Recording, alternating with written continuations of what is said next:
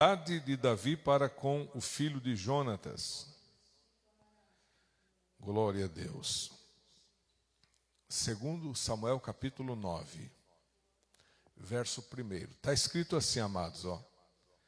E disse Davi: há ainda alguém que ficasse da casa de Saul, para que lhe faça bem por amor de Jonatas? E havia um servo na casa de Saul, cujo nome era Ziba. E o chamaram que viesse a Davi, e disse-lhe o rei: és tu Ziba? E ele disse: servo teu. E disse o rei: não há ainda alguém da casa de Saul para que use com ele de beneficência de Deus?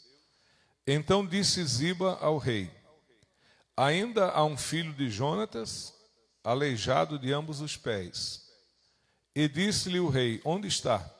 E disse Ziba ao rei: eis que está em casa de Maquir, filho de Amiel, em Lodebar. Então mandou o rei Davi, e o tomou da casa de Maquir, filho de Amiel, de Lodebar. E vindo Mefibosete, filho de Jonatas, filho de Saul, a Davi, se prostrou com o rosto por terra, e se inclinou e disse: Davi, Mefibosete, e ele disse: eis aqui teu servo. E disse-lhe Davi: não temas, porque de certo usarei contigo de beneficência, por amor de Jonatas teu pai. E te restituirei todas as terras de Saul, teu pai, e tu de contínuo comerás pão à minha mesa. Amém? Graças a Deus. Eu convido a igreja para sentar, irmãos. Falar um pouquinho aqui dessa palavra nessa noite, irmãos.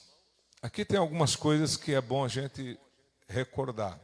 Saul, pai de Jonatas, avô de Mefibosete. O Saul foi o primeiro rei de Israel. Então, o primeiro rei que Israel teve foi um homem chamado Saul, que era da tribo de Benjamim.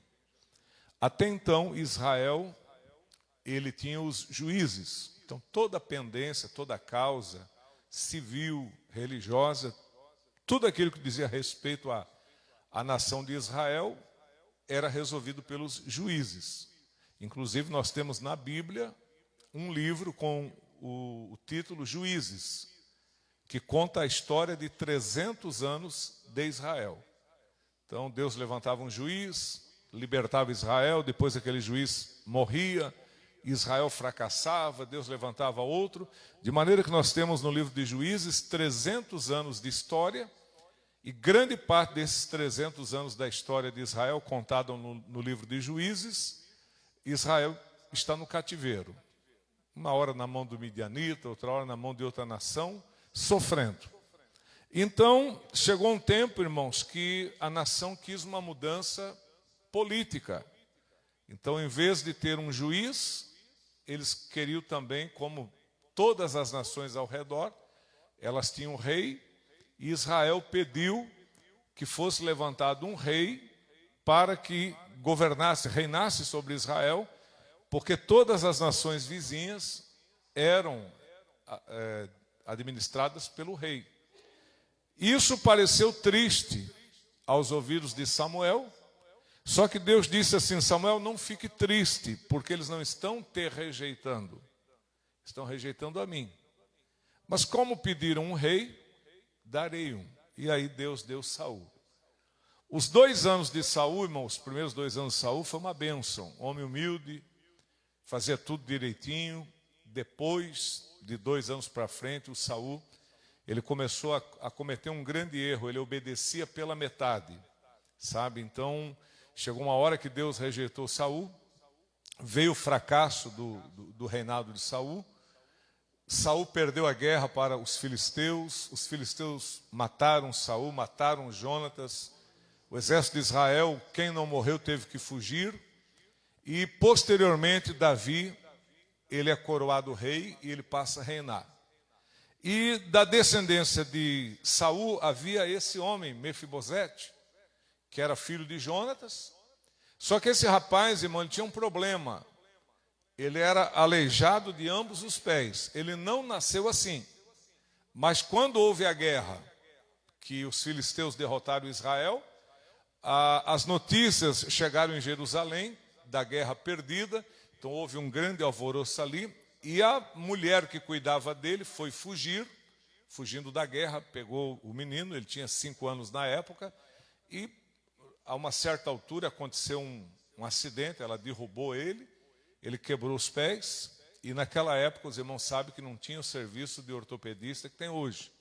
Você quebra um pé, quebra um braço, você vai no hospital, o ortopedista ele pega lá o osso quebrado, trabalha, coloca, ajeita da melhor forma possível, coloca um gesso, pronto, fica praticamente igual como era antes, dependendo de onde foi a quebradura. Mas na época, irmão, não tinha esse tratamento que tem hoje do ortopedista, essa qualidade da medicina. Então, quando na antiguidade quebrava um osso, conforme quebrou, sarava e ficava daquele jeito. Então, como quebrou os pés, sarou da forma que foi quebrado, e ele acaba ficando coxo, perdeu a mobilidade, não conseguia se locomover direito, passou a ter que ser ajudado. E quando Davi senta no trono para reinar sobre Israel, Mefibosete está morando em Lodebar. E ele não fazia questão de aparecer. Por quê? Porque havia um costume, irmãos, todo país que era monarquia, que um rei administrava, quando o novo rei sentava, ele mandava matar toda a descendência do rei anterior, para que não fosse candidato ao trono. Então, como Mefibosete, ele sabia que todos os reis aos redores matavam toda a descendência do rei anterior, para que não houvesse, digamos assim, candidato ao trono. Mefibosete, com certeza, ele pensava que Davi ia matá-lo, até porque Davi foi muito perseguido pela casa de Saul.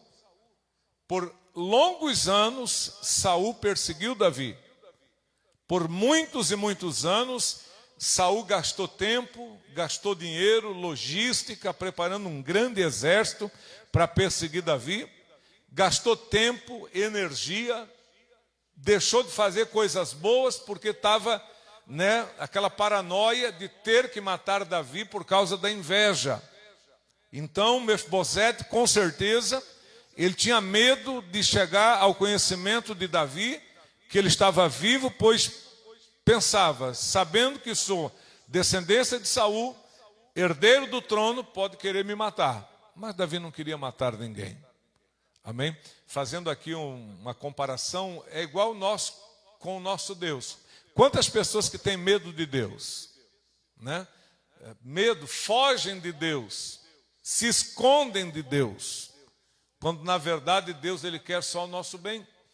Me lembro aqui de Israel, quando Deus quis falar com Israel, Israel ficou com medo de ouvir a voz de Deus, e o que é que Israel pediu? Moisés, fale tu conosco e não Deus. Então Deus usou Moisés para falar com Israel, porque Israel não quis ouvir Deus falar com eles por causa do medo. Porque a Bíblia diz que o monte Sinai tremia, fumegava, se ouvia o som de buzinas, e o povo achou que Deus iria matá-los. Mas na verdade, Deus nunca quis o mal do homem. Deus, ele sempre quis o nosso bem, e ainda continua querendo o nosso bem. Mas nós fugimos de Deus. Veja, às vezes quando uma pessoa comete um pecado, a primeira coisa que ele faz é se desviar. Por que ele se desvia? Medo. Agora pequei, se eu ficar na igreja, o pessoal vai saber, vai ter disciplina, não sei o que Deus vai fazer comigo. Então a pessoa peca. Quando peca, devia se aproximar mais de Deus. Por quê? Porque Deus tem o remédio para o nosso pecado. Independente do que aconteceu na vida de qualquer pessoa, a solução para a cura do nosso pecado é Deus. Então não adianta nós fugir de Deus, se afastar de Deus, se afastar da igreja. Por quê? Porque Deus é a nossa cura, Deus é a nossa salvação. Mas às vezes, por falta de conhecimento, irmãos, as pessoas preferem o quê?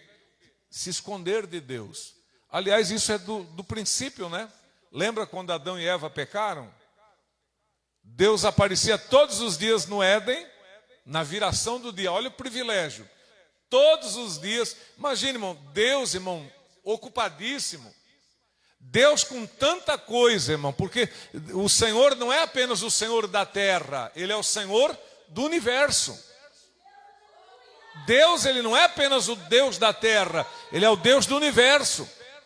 Mas Deus com tantas coisas, Ele ainda na viração do dia, o que é que Deus fazia? Ele ia lá no jardim do Éden, conversar com Adão e Eva. E todos os dias Adão e Eva estavam como? Esperando Deus, né? Se eles tivessem um relógio, eles iam estar marcando a hora. Daqui a pouco Deus chega, daqui 10 minutinhos Deus vai chegar aí, né? Mas como não tinha relógio, eles deviam se basear pelo sol, pela luz, enfim. Todos os dias Deus chegava ali. Só que houve um dia que Deus chegou ali, eles não estavam. E Deus já sabia que eles não iam estar lá. Porque quem entende que Deus é onisciente?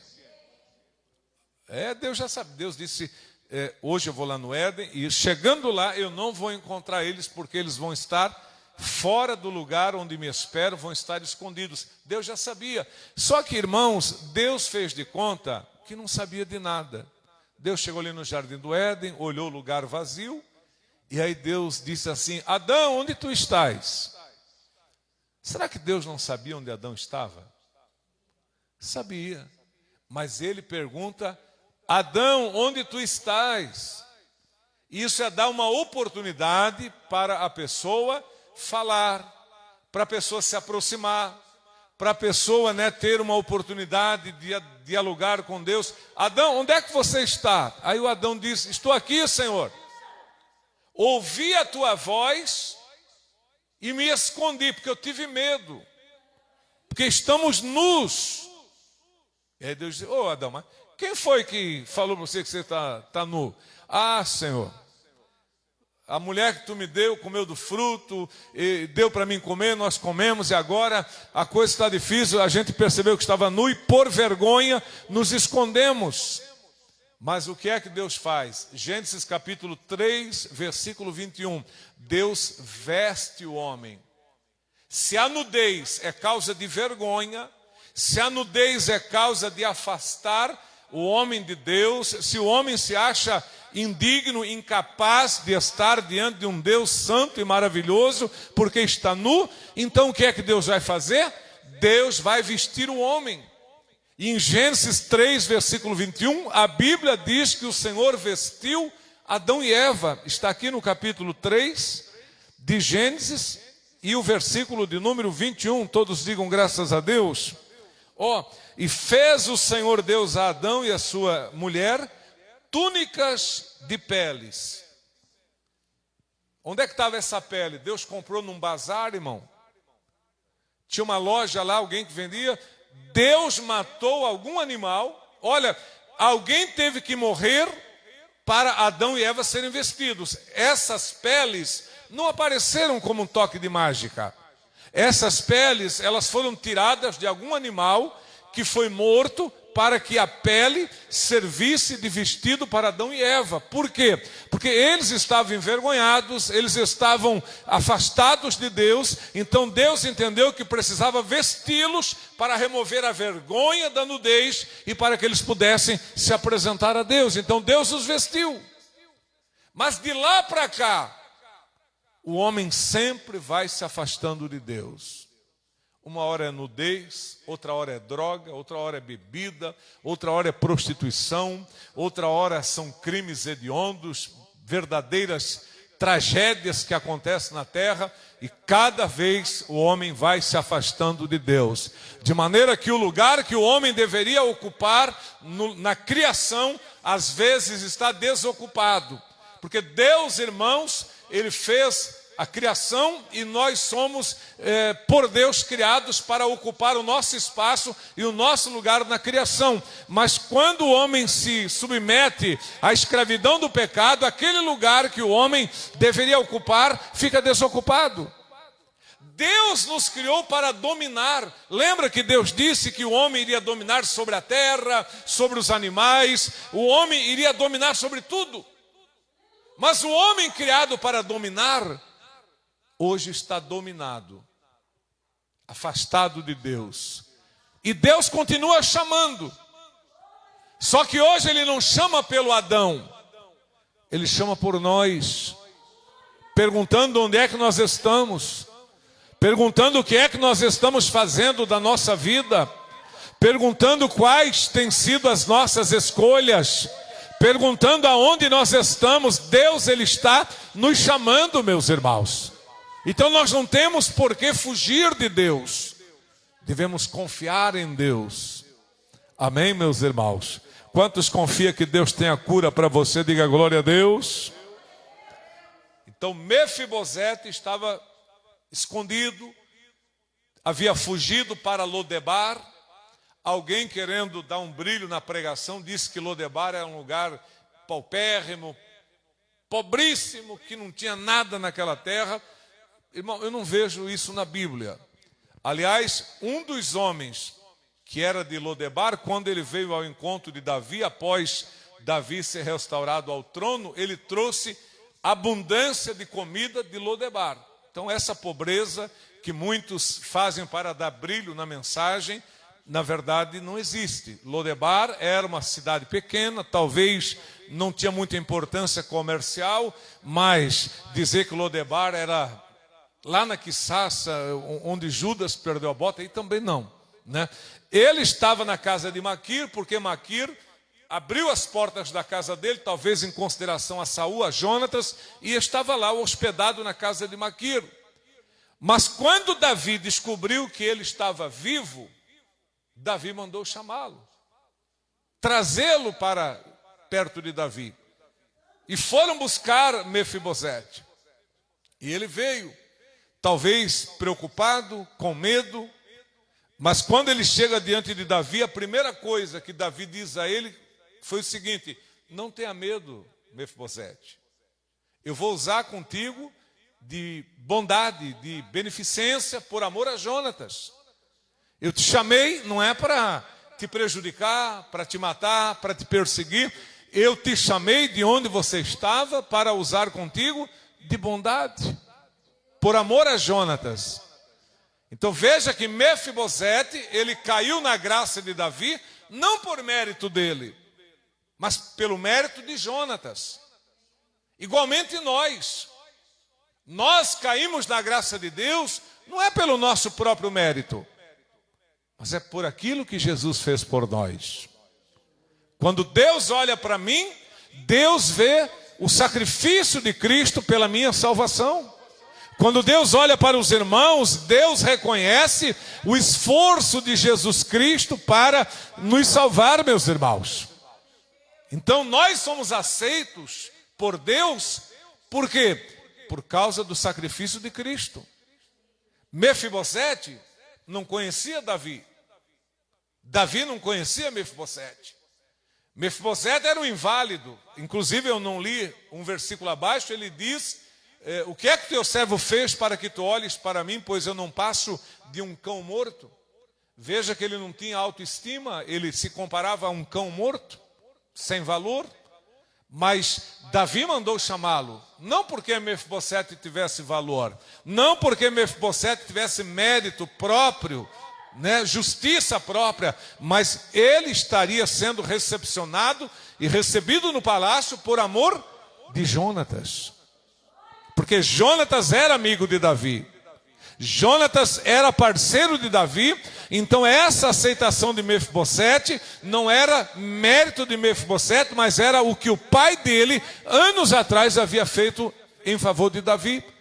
Assim é nós. Às vezes você diz assim, mas por que Deus vai me aceitar? Ele vai te aceitar porque Jesus morreu por ti.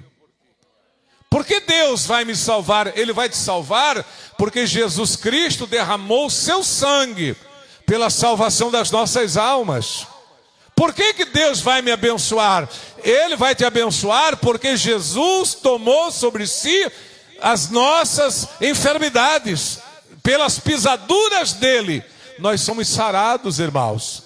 Então, a nossa cura não se dá por mérito nosso. A nossa cura não é justiça própria, mas a nossa cura é mérito de Jesus. Ele carregou sobre si as nossas enfermidades e pelas pisaduras dele nós somos sarados, irmãos. Quem está preparado para receber a bênção de Deus aqui nessa noite? Quem está preparado, diga glória a Deus. Muitas coisas passaram na cabeça de Mefibosete. O que será que Davi vai me falar? O que será que Davi vai fazer comigo? Será que vai mandar me matar? O que ele vai fazer? Vai me prender? Não. Davi disse: tu serás recebido no palácio e de contínuo você vai comer pão à minha mesa. Aleluia. Ele foi trazido para o palácio para se assentar na mesa do rei. Glória a Deus. A vida daquele homem mudaria a partir desse encontro que ele teve com Davi. De igual forma, a nossa vida também mudou depois que nós tivemos um encontro com Cristo. Deus nos tirou, alguns foram tirados da sarjeta, alguns foram tirados do submundo das drogas, do crime e da prostituição, alguns foram retirados do vale de vergonha e dor, e hoje nós estamos assentados na presença daquele que reina, na presença daquele que é Deus do céu e Deus da terra. Hoje nós estamos na casa daquele que é o nosso Deus, o nosso Salvador. Amém, meus irmãos? E o que nós fizemos para estar aqui? Qual a obra que nós fizemos? Qual o merecimento que nós temos? Nenhum. Pastor, mas a gente não merece? Não. O que a Bíblia fala em Efésios 2:8, pela graça sois salvos. Isso não vem de vós, é dom de Deus. Dom quer dizer presente, dádiva. A salvação não é mérito, a salvação não é justiça. Isaías fala no capítulo 64 que a nossa justiça é igual trapos de imundícia. Acho que é Isaías 64, 4 ou 64, 6. Né? Vamos dar uma olhadinha aqui para não ficar só no eu acho. Isaías capítulo 64, glória a Deus, versículo 6. Ó. Isaías 64, 6. Mas todos nós somos como o imundo. Quem é igual ao imundo? Todos. Todos nós. Todos nós somos como o imundo. E todas as nossas justiças, como trapo da imundícia. E todos nós caímos como a folha, e as nossas culpas como um vento nos arrebatam. Olha a situação do homem. Como imundo, caindo como uma folha, e a culpa nos arrebatando, pesando na consciência, doendo na alma, doendo no coração. Se não fosse a graça de Jesus, irmãos, se não fosse a misericórdia de Deus, quem sabe que os nossos pecados foram pagos pelo sangue de Jesus. Aleluia! O pecado é uma dívida grande, impagável. Nós temos a noção do nosso pecado na parábola do credor incompassivo, que aquele servo devia 10.000 talentos. Uma quantia impagável, não tinha como pagar aquela dívida, era muito grande. Como é que uma pessoa que matou alguém vai pagar? Fica 10 anos preso, pagou para a sociedade, mas e para Deus? Como é que uma pessoa que assassina, mata, uma pessoa que pratica os mais terríveis atos, crimes, violência e tantas formas e jeitos de pecar, como essa pessoa vai pagar pelo que cometeu? É impagável, meus irmãos. Não há como pagarmos a nossa dívida. Deus, sabendo que a nossa dívida era muito grande e que não havia condição de pagarmos, o Senhor resolveu pagar por nós. E quem pagou a nossa dívida foi Jesus, levando a cruz pesada, recebendo a coroa de espinhos, sendo esbofeteado e cuspido e depois por fim pregado naquela cruz de uma forma tão humilhante.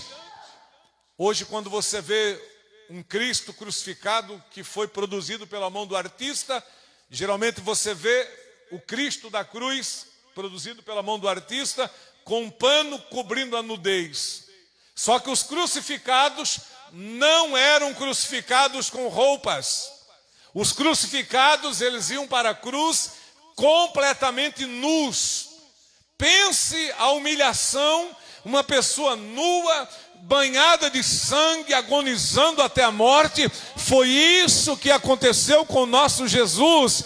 Despiram, o colocaram sobre o madeiro, pregaram na cruz, o penduraram ali no Calvário, e ali as pessoas zombaram, escarneceram, riram dele. Ele completamente nu, expirou na cruz para que através da sua morte a dívida do nosso pecado fosse paga para Deus. E hoje, quando o diabo quer me acusar, quando o diabo quer acusar você, Deus diz: opa, a dívida dele está paga. A dívida dela está paga. Aí o Satanás vem dizer: mas ele, Satanás, já paguei a dívida dele. Aleluia. Quem pode se alegrar porque a tua dívida está paga? Quem pode se alegrar porque os teus pecados foram perdoados? Quem sente a salvação de Deus na sua alma, no seu coração? Oh, levante a sua mão, glorifica o nome do Senhor aqui nesta noite. A nossa dívida está paga. Não há mais o que Satanás cobrar, porque Jesus Cristo pagou por nós. Basta o que agora, pastor? Basta crer e praticar aquilo que nós temos aprendido. Amém? Inclusive, eu acho que é Filipenses 4:9. Deixa eu dar uma olhadinha aqui. Filipenses 4:9 diz assim, quer ver? O que também aprendestes e recebestes e ouvistes e vistes em mim, isso fazei, e o Deus de paz será convosco. Então, tudo aquilo que você aprendeu, irmão, coloque em prática. O pecado está perdoado, a dívida foi rasgada. Agora, colocar em prática o que temos aprendido. É a parábola dos dois fundamentos: casa na rocha e casa na areia. Casa na areia quem ouve e não pratica. Casa na rocha quem ouve e pratica. A casa na areia não resistiu os ventos, a casa na areia não resistiu às águas que combateram e aquela casa caiu. Mas a casa na rocha, que são aqueles que ouvem e praticam, ela suportou os fortes vendavais, ela suportou o combate exaustivo e constante das águas, e a casa não caiu. Por quê? Mérito da casa? Não. Fundada sobre a rocha. A rocha é Jesus de Nazaré, meus irmãos. Quem está em Cristo é mais do que vencedor. Quem consegue entender isso, diga glória a Deus. Então, não fuja de Deus. Fiel não é o que não erra, mas fiel é o que confessa e deixa. Aleluia. Se você olhar na Bíblia, todos falharam. O único que não falhou foi Jesus. Este foi perfeito desde o nascer até o dia da sua morte. A Bíblia diz que na sua boca nunca se achou engano. O único. É por isso que o sangue dele teve valor. Porque Deus não poderia oferecer o sangue de um homem culpado. Como é que uma pessoa culpada vai poder justificar o outro culpado? Não existe possibilidade de uma pessoa com culpa justificar outra pessoa culpada. Para que o culpado seja justificado, seria necessário uma pessoa inocente assumir a culpa dele. Foi o que Jesus fez. A cruz não era de Barrabás. A cruz também não era de Jesus. A cruz era nossa. Mas ele assumiu e levou sobre si as nossas dores, irmãos. Glória a Deus, para que nós fôssemos sarados. Hoje nós somos perdoados, remidos e lavados no sangue de Jesus Cristo. Amém, meus irmãos? Quem crê na salvação da sua alma, diga glória a Deus. Quando Satanás te acusar, diga: Satanás, a minha dívida já está paga. Aleluia. E foi paga com preço de sangue. Aleluia, bendito é o nome de Jesus Cristo. Amém? Deus abençoe a igreja. Eu quero convidá-los a louvar a Jesus com uma salva de palmas. Glorifica o Senhor, louva Jesus com uma salva de palmas. Vamos ficando de pé na presença de Deus aqui nesta noite. Nós vamos fazer a parte das ofertas. Se você trouxe uma oferta, pegue agora. Vamos lá, irmãos. Vamos ofertar. Glória a Deus.